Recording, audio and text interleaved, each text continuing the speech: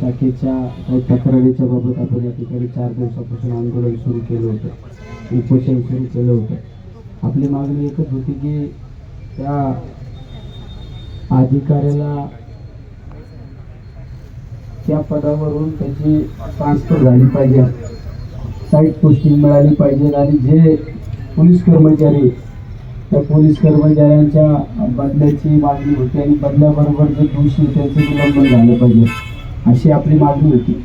पण काही कायदेशीर बाजूचा अभ्यास केल्यानंतर त्या एखादा PI जर त्याची बदली केली आणि त्याची जर स्ट्रॉंग तक्रार आपल्याकडे नसल्या तर त्याला तो मॅटमधून परत 8 दिवसात महिनाभरात तो परत त्या ठिकाणी रुजू होतो। व आपण या 2 दिवसामध्ये सगळ्या तक्रारी घेतलेल्या आहेत आणि तक्रारी घेतल्यानंतर आपली दुसरी मागणी होती की या सगळ्या अधिकारी आणि कर्मचाऱ्यांची चौकशी लागली पाहिजे आणि ती चौकशी सुद्धा इन कॅमेरा लागली पाहिजे आणि ती चौकशी करणारे अधिकारी नगर जिल्ह्यातले नसले पाहिजे। ही जी मागणी होती सगळ्यात प्रामुख्याने मागणी होती आणि त्या बाबतीतल्या आपल्याला लेखी या IG यांनी दिलं पाहिजे म्हणजे आपली मागणी होती।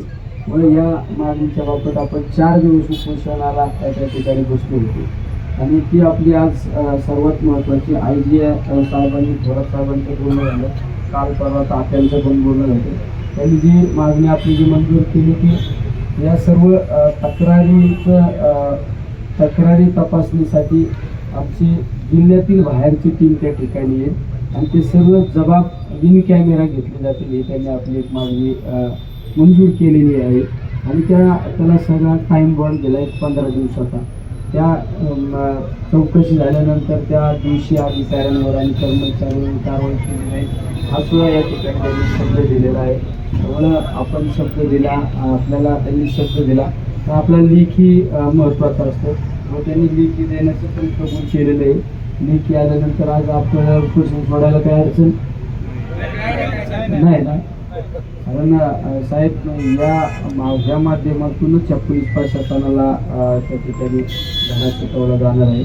मला अनेक तक्रारी आपल्याला 2,000-2,500 तक्रारी आल्या, त्या तक्रारी सुद्धा आपण चौकशी समितीसमोर त्या तक्रारी त्या ठिकाणी सगळ्या देणार आहे।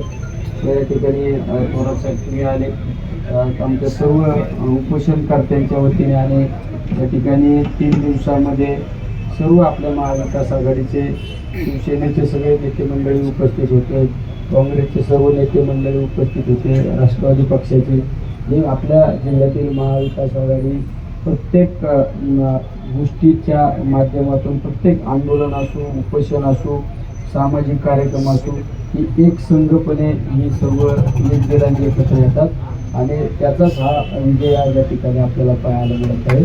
त्यामुळे तुमचं बोलणं तर नाही सर्वांनी ऐकलेले तरी तुम्ही मार्गदर्शन करायची मला विनंती करतो।